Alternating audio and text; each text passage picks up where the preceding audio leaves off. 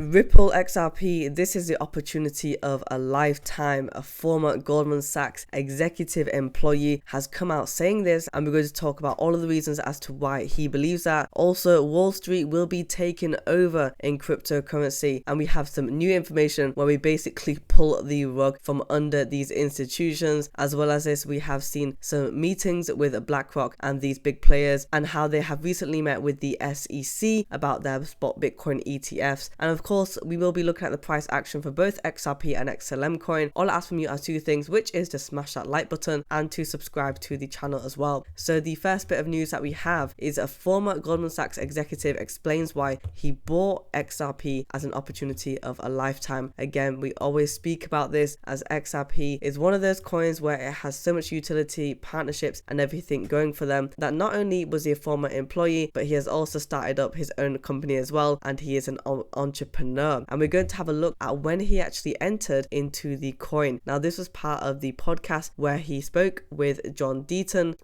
who is a pro XRP attorney. Let's have a look to see what he has said. He goes that when the court case came out, that's when I bought XRP. When you see something like that, it's like, okay, now the price has massively been discounted. And it's true, right? When it happened, we saw such a heavy fall in the price, and quite a few people did actually sell the XRP coin, and a lot of other people have been put off from purchasing XRP due to the lawsuit. And he said that many individuals had exited the XRP market amid the suit, which is true, and it is quite unfortunate, as again it just puts XRP in the spotlight, describes that the situation as a lifetime opportunity. And he said that, yeah, we know it's a real thing, half the people have been shut out of the market, this is the opportunity of a lifetime, and so that's when I bought it, and I've held it ever since. Well, congratulations to you, Royal Pal, because it goes to show that you have strong confidence in XRP, that you are very wise, that when the SEC came for XRP and they said that it was classed as a security and it went through all of this 3-year-long lawsuit, you and along with other XRP holders were the ones to be wise enough to shut out the FUD and to actually buy the coin. And I believe that we are only going to be proven right when we see the lawsuit come to an end finally next year, in hopefully around about anywhere between April to June, and when it is concluded. And I thoroughly believe that it is an opportunity of a lifetime, because we have so much more coming for XRP. They are only growing and they really are showing strong numbers. Now let's have a look at to see how Wall Street could potentially be taken over. Well, BlackRock's Bitcoin ETF now invites participation from Wall Street banks, and this invites is a term that is used very loosely, because I believe that they will be participating in this. Now, if you don't already know, quite a lot of major banks in the US can't actually hold crypto, or they can only hold a certain amount,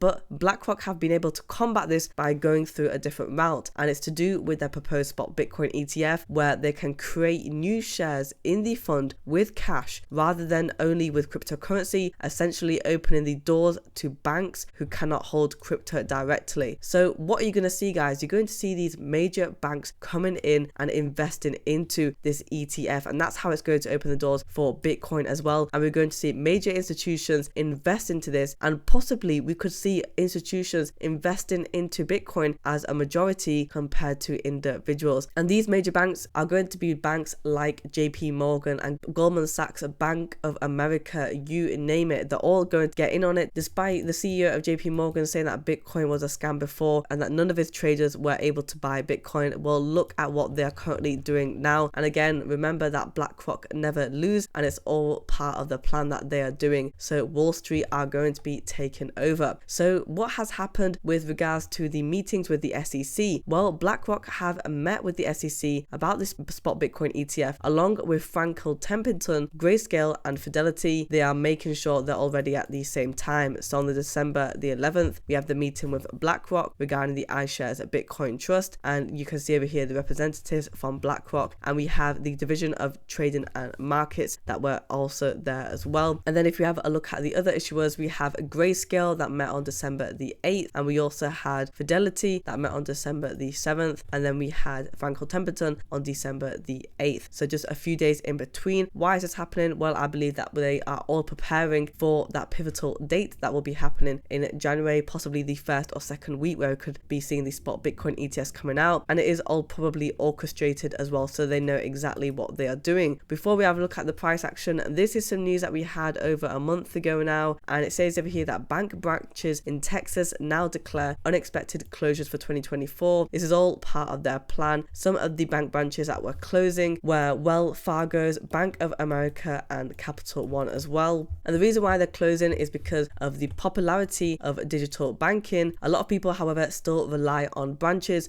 but these big banks are forcing these bank closures, unfortunately, upon people, and so they can't get hold of their cash. And again, we do have a stat as well, and it says over here that according to the data from the Federal Deposit Insurance Corporation, approximately 8,000 banks were in operation in 2000, but by 2022, this figure was halved. So by more than a decade, we have basically lost 4,000 bank branches just over a year ago now, and unfortunately, this trend is only expected to continue growing in the coming years. And so again, guys, remember who you bank with. Make sure that you bank with certain banks that still have their bank branches and that you can still access your cash. You definitely don't want to see bank closures happening to you, and it is an unfortunate case for those customers that have had to experience that. Now let's have a look at the price action for today for both of these coins. XRP coin is currently trading just below 61 cents. It is at 0.609. On the day, we are down by 2%. On the 1 week, we are down by 2.5%. Again, I have said that I want XRP coin to comfortably stay at around about 63 cents. We may see it go to the downside to 59 cents, but we'll have a look to see what happens tomorrow. For XLM coin, we are currently trading at 0.121. We are down by 2.4% on the 1-day chart. On the 1 week, we are down by 1.4%. Again, if it can stay at the 12-cent level, it will be pretty good for XLM, considering the fact that it did actually hit that mid-range of the 13 cents. However, if we do see more downside, we may come down to that stagnant price level where it was in the mid-range of 11 cents. Guys, if you want daily XRP coin and XLM coin news,